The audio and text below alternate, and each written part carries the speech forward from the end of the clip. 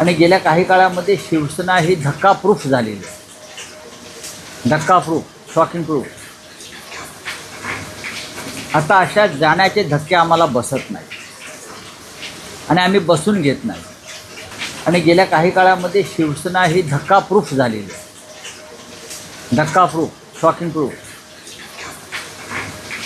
आता अशा जाण्याचे धक्के आम्हाला बसत नाही आणि आम्ही बसून घेत नाही.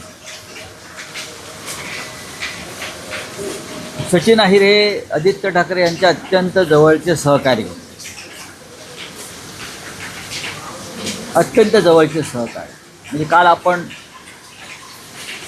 आदित्य ठाकरे यांचं वक्तव्य ऐकलं असेल. म्हणजे सचिन अहिर हे सांगू शकत नाहीत की मला कोणी भेटत नव्हतं, माझं कोणी ऐकत नव्हतं. आदित्य ठाकरे आणि सचिन अहिर रोजच भेटत होते. उद्धव साहेब त्यांना भेटत होते. मी असं ऐकलं की त्यांनी काही त्यांच्या सहकाऱ्यांना संदेश पाठवले की पक्ष सोडणं ही माझी अपरिहार्यता आहे, माझ्या पुढल्या वाटचालीसाठी, भवितव्यासाठी, असं ते म्हणाले. मग कार्यकर्ता म्हणून कोणी काम करायचं? शरद पवार साहेबांनाही त्याने याच पद्धतीने पुढल्या करिअरसाठी सोडलं. शरद पवारने तर त्यांना मातीतून उचलून शिखरावर नेलं होतं, धुळीतून शिखरावर. त्या काळात सचिन अहिरना मंत्री करणं हे फार मोठं साहस होतं. त्यांना म्हाडाचं प्रमुख केलं होतं, त्यांना अनेक वर्ष मंत्री केलं, त्यांना NCPचे मुंबईचे अध्यक्ष केले. आणि अचानक ते शरद पवार आणि त्यांच्या सगळ्या कुटुंबाला बेसावध ठेवून ते शिवसेनेमध्ये आहे. त्याच्यामुळे आम्ही असं म्हणतो की शरद पवारांचे ते झाले नाही. त्याच्यामुळे ते आमचे कसे होतील हा माझ्या मनात काय प्रश्न. तरी पण त्यांच्याने माझे अत्यंत जिव्हाळ्याचे संबंध राहिले. हे मूळ शिवसैनिक कोणी नाही.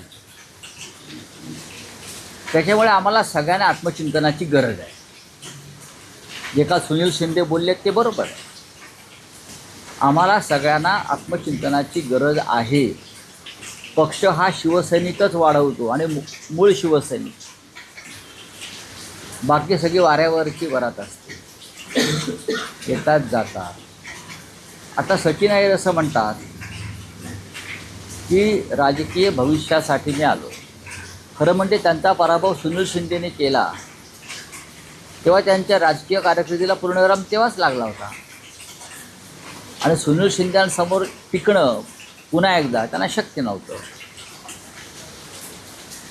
आदित्य ठाकरे 2 वेळा आमदार झाले. ह्या काळामध्ये त्यांचं राजकीय भविष्य घडवण्याचं काम आदित्य ठाकरे यांनी केलं. त्यांना विधान परिषदेवर ते आमदार केलं, त्यांची भरपाई केली, त्यांना उपनेता केलं, त्यांना भारतीय कामगार सेनेचं कार्याध्यक्ष केलं, अख्खा पुणे जिल्हा त्याच्या ताब्यात दिला. अजून एखाद्याला काय द्यायला पाहिजे की जो समाधानी राहील? माणसाला समाधानी राहणं ही फार मोठा संस्कार आणि कला आहे. अजून काय मिळावं की त्याला समाधान मिळेल? इतकं मिळाल्यावर सुद्धा त्यांना वाटत असेल की माझी करिअर झाली नाही किंवा माझ्या करिअरमध्ये अडथळे येतात. आणि त्यासाठी मी तुमच्यावरती आम्ही सगळ्यांनी इतकं प्रेम केलं, ठाकरे कुटुंबाने केलं, शिवसैनिकांनी केलं. त्यांना अंधारात ठेवून झोपेत असताना डोक्यात दगड टाकून निघून गेलात. ह्याला इमान म्हणत नाही. बघा, मी अत्यंत सौम्यपणे बोलतो. आता ते गेलेले आहेत. कोणाकडे गेले?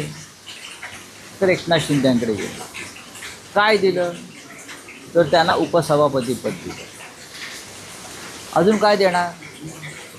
अजून कुठेतरी उमेदवारी देतील. पण तुमचा जो राजकीय प्रवास आहे त्या राजकीय प्रवासामध्ये जागोजाग तुम्ही ज्या खानाखुणा दिसतात, अडथळे आहेत. महाराष्ट्रातील सर्व बातम्यांचे विश्वासार्ह व्यासपीठ सकाळच्या सर्व सोशल मीडिया प्लॅटफॉर्मला लाईक, फॉलो आणि सबस्क्राईब करा. तसंच सर्व नोटिफिकेशनसाठी बेल आयकॉन प्रेस करायला विसरू नका.